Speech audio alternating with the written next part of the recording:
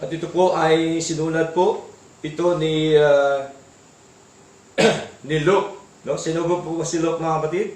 Siya po ay isang doktor, no? Na kung saan po ay naging lingkod po ng ating Panginoon. Luke chapter 2 verse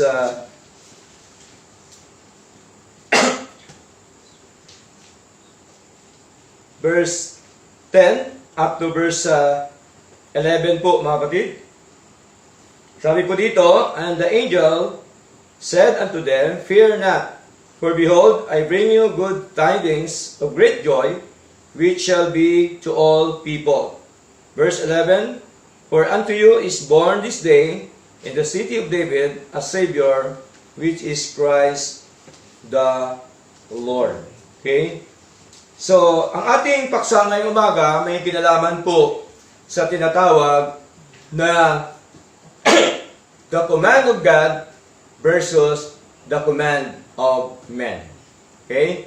So, atin pong talakayin, ano po ba ang utos ng Diyos at ano po naman ang utos po ng tao sa atin pong paglilingkod na ito. Okay?